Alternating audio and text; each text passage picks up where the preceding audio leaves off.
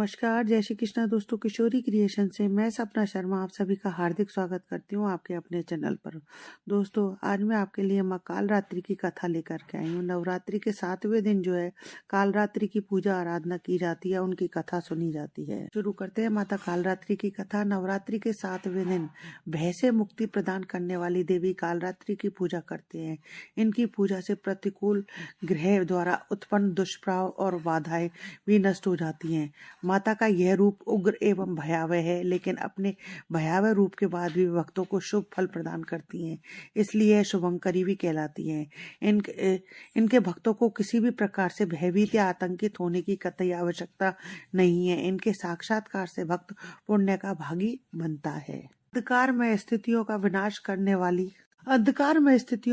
करने वाली शक्ति है कालरात्रि। काल से भी रक्षा करने वाली है ये शक्ति। इस दिन साधक का मन सहसार चक्र में स्थित रहता है, इसके लिए वह ब्रह्मांड की समस्त सिद्धियों के द्वारा खुलने लगता है। कहा जाता है कि कालरात्रि की उपासना करने से ब्रह्मांड की सारी सिद्धियों के दरवाजे खुलने लगते हैं और तमाम आसुरी शक्तियां उनके नाम के उच्चारण से ही भयभीत होकर दूर भागने लगती हैं। कालरात्रि का वर्ण घोर अंधकार की भांति काला है, बिखरे हुए हैं तथा अत्यंत तेजस्वी 3 नेत्र हैं। तीनों ही नेत्र ब्रह्मांड के समान गोल हैं। इनकी सांसों से अग्नि निकलती है। इनके गले में बिजली की चमक जैसी माला भी होती है। के 4 हाथों में से 2 अभय मुद्रा और वर मुद्रा में होते हैं तथा शेष दोनों हाथों में हाथ और खड़ग और हंसिया एवं नीचे के वज्र कांटेदार कटार होती है। माता के तन का ऊपरी भाग लाल रक्तिम वस्त्र एवं नीचे का भाग बाघ के चमड़े से ढका रहता है। इनका वाहन गर्दभ यानी गदा होता है। माँ कालरात्रि की आराधना करते समय बोले जाने वाला श्लोक जो है वो इस प्रकार है। एक वेणी जपा कर्णपूर्णा नग्ना खरा स्थिता लंबोष्टि करने का करणी तेलाभ्याम तक्त शरीरिणी वाम पादो सल्लो हलात कंटक भूषणा वर्धमान मूर्ध्वजा कृष्णा कालरात्रि भयंकरी। आइए अम्मा कालरात्रि की कथा जानते हैं। प्राचीन समय में शुंभ निशुंभ दैत्यों ने अपने बल से इंद्र का राज्य जीत लिया था और उनके अत्याचार पर देवता बहुत बढ़ गए थे।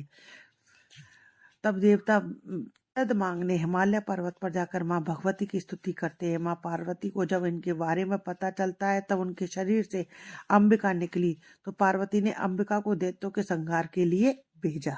युद्ध में शुंभ निशुंभ ने 2 राक्षस चंड और मुंड को भेजा। अंबिका देवी ने चंड और मुंड लड़ने के लिए काली का निर्माण किया और काली माता ने चंड और मुंड का वध किया, इसलिए वे चामुंडा के नाम से जानी जाती है। इसके बाद शुंभ और निशुंभ ने रक्तबीज नामक अति पराक्रमी राक्षस को भेजा। बीज को ब्रह्मा जी से वरदान प्राप्त था कि उसके शरीर से रक्त की बूंद जैसे ही पृथ्वी पर गिरती है वह तुरंत वैसे ही शरीर वाले बलवान दैत्य पृथ्वी पर उत्पन्न हो जाते हैं। रक्तबीज हाथ में गदा लेकर इंद्र की शक्ति ऐन्द्र के साथ युद्ध करने लगा।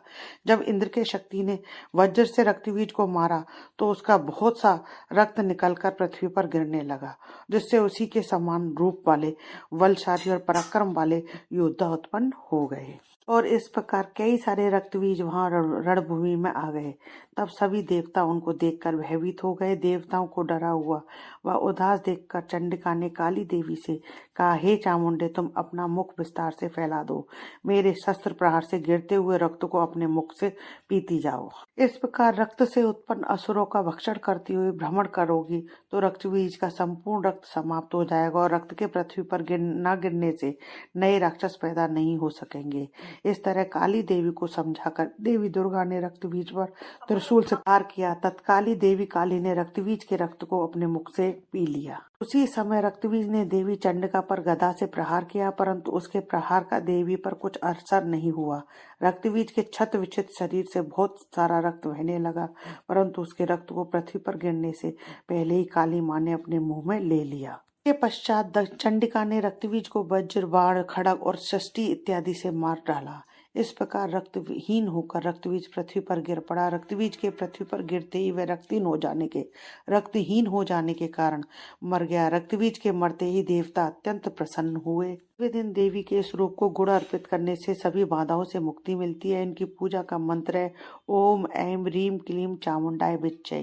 माँ कालरात्रि का प्रिय पुष्प रात रानी है। माँ कालरात्रि की पूजा तांत्रिक विशेष सिद्धि की प्राप्ति के लिए निशा काल यानी कि रात्रि के समय करते हैं। माँ कालरात्रि निडरता और निर्भयता का आशीर्वाद देती है। तो यदि आपको मेरा ये वीडियो अच्छा लगा हो तो प्लीज मेरे वीडियो को ज्यादा से ज्यादा लाइक और शेयर कीजिए। यदि आपने अभी तक मेरे चैनल को सब्सक्राइब नहीं किया है तो उसे सब्सक्राइब करना ना भूलें। पास ही और बेल आइकन को दबाएं जिससे मेरे आने वाले हर नए वीडियो का नोटिफिकेशन जो है आपको मिल जाए। हिंदू धर्म रीति रिवाज कथा कहानी जानने के लिए मेरे चैनल पर बने रहने के लिए बहुत बहुत धन्यवाद।